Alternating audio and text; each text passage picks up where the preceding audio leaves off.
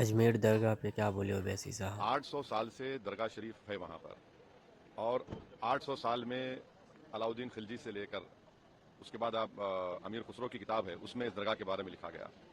फिर बादशाह अकबर ने वहाँ पर कई चीज़ें बनवाई। फिर मुगलों का दौर जब खत्म हुआ तो मराठाओं का दौर शुरू हुआ।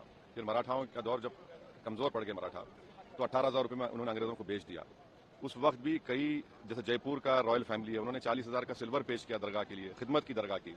देश के हर प्रधानमंत्री उर्स के दौरान वहाँ पर चादर बिछाते हैं। हमारे पड़ोस में जो 2 ममालिक हैं, कंट्रीज़ हैं, उनका ऑफिशियली डेलीगेशन वहाँ पर जाता है। जो इंडियन डायस्पोरा है सारी दुनिया में, वो वहाँ पर अकीदत रखते हैं, आते हैं सुल्तान हिंद के पास। आज अचानक आप ये हरकत कर रहे हैं, तो सलीम चिश्ती की दरगाह नहीं है रहमतुल्लाह अलैह की, और ख्वाजा गरीब नवाज की दरगाह नहीं है। कहाँ रुकेगा बताइए? ये प्लेसेस ऑफ वर्शिप एक्ट 91 का क्या होगा? क्या अब डीवाईसी चंद्रचूड़ तब तो नहीं है सीजीआई, क्या उनको अब ख्याल आ रहा है कि अगर वो इसको रोक देते? राम मंदिर के जजमेंट में उन्होंने प्लेस ऑफ वर्शिप एक्ट को, जजेस ने कहा कि ये बेसिक स्ट्रक्चर का हिस्सा है। बाद में सीजीआई ने खामोश हो गए जब चंद्रचूड़ थे। अब चंद्रचूड़ अपनी लेगेसी को प्रोटेक्ट करने के लिए हर जगह मीडिया चैनल बैठ इंटरव्यू दे रहे हैं।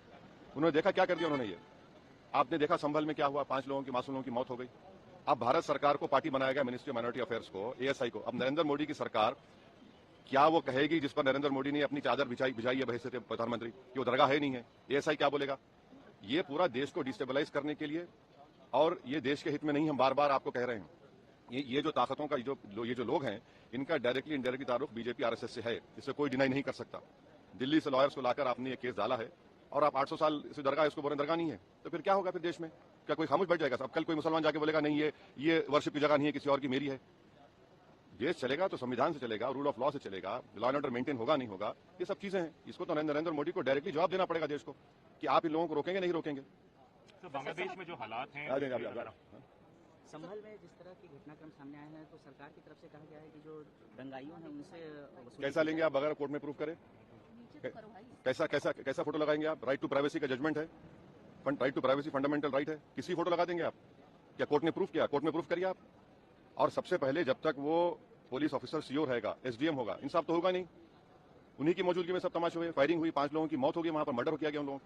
गांधी की शपथ ली आज, लेकिन उनको ये कहा जा रहा है कि मुस्लिम लीग की सांसद ने शपथ ली आज। कौन? प्रियंका गांधी की शपथ तो बीजेपी कह रही है, तो मुस्लिम लीग की सांसद ने शपथ ली है। तो फिर आप तो स्पीकर पे सवाल उठा रहे हैं, स्पीकर पे सवाल उठा रहे हैं लोग फिर तो। सर, संभल में ग्राउंड से 41 कारतूस बरामद हुए हैं, तो वहां पर प्रशासन ने कहना है कि उनकी दंगाइयों की तरफ से गोलियां चलाई गई हैं।